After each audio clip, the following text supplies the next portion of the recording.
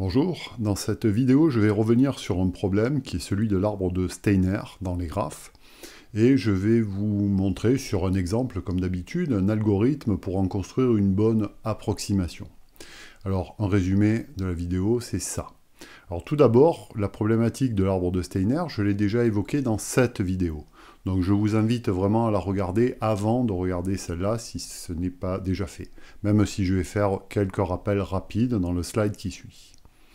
Donc dans la problématique de l'arbre de Steiner, on se donne un graphe, disons connexe, quelconque, non orienté, non pondéré, mais il existe aussi une version pondérée de l'arbre de Steiner, et on se donne un sous-ensemble de sommets. Ici, c'est les sommets verts, il y en a en tout 5 ici, mais il pourrait y en avoir plus, il pourrait y en avoir moins.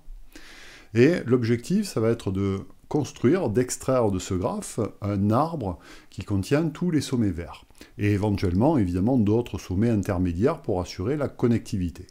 Donc, je vous rappelle qu'un arbre, c'est un graphe connexe qui n'a pas de cycle. Voici les principales étapes, encore une fois illustrées sur ce graphe particulier, de l'algorithme que je propose.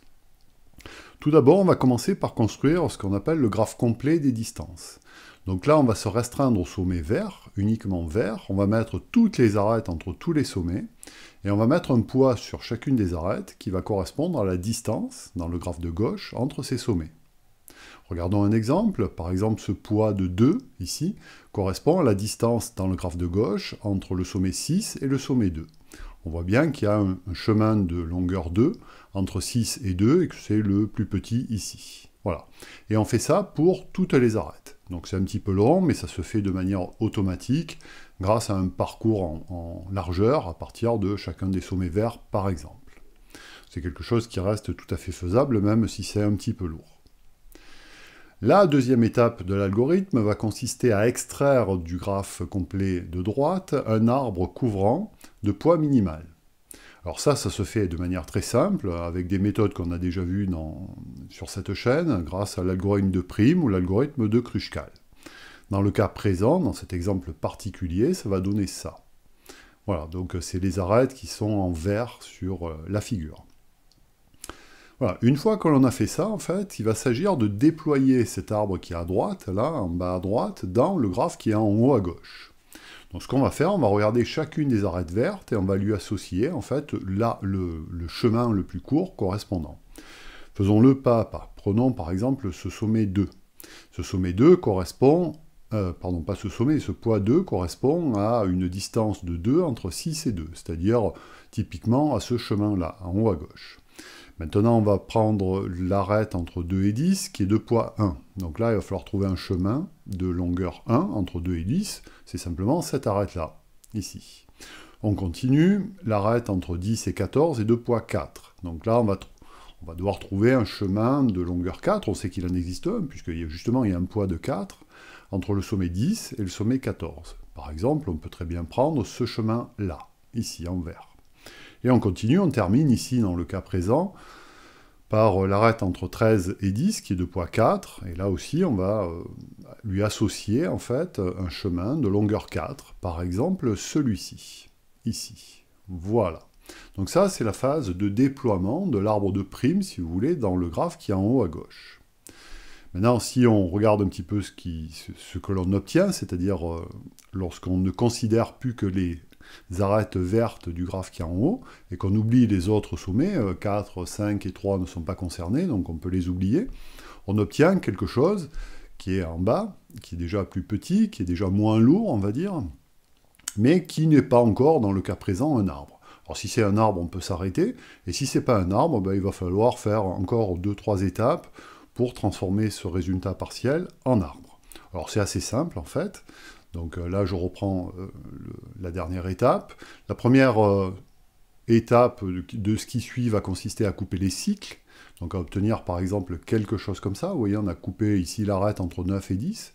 Alors comment fait-on pour couper des cycles? Ben, c'est simple, dans le graphe de gauche, on fait je sais pas, un parcours de graphe, comme un parcours en largeur ou un parcours en profondeur à partir de n'importe quel sommet.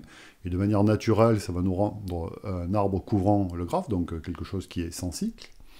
Et la toute dernière étape va consister à élaguer cet arbre qui est à droite, puisqu'on peut constater ici sur l'exemple qui est donné que ça, c'est une branche morte, c'est-à-dire c'est un bout de l'arbre qui ne conduit à aucun sommet vert.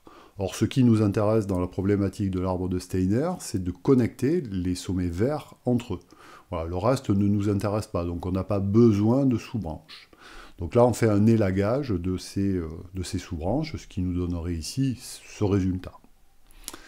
Voilà, donc toutes les étapes. Hein. Alors, si vous devez le programmer, évidemment, ça peut s'avérer un petit peu compliqué, hein, puisqu'il y a pas mal d'étapes qui s'enchaînent, mais les deux principales, c'est les étapes du slide précédent, où on construit le graphe complet des distances, et puis l'arbre de prime, et ensuite on le déploie.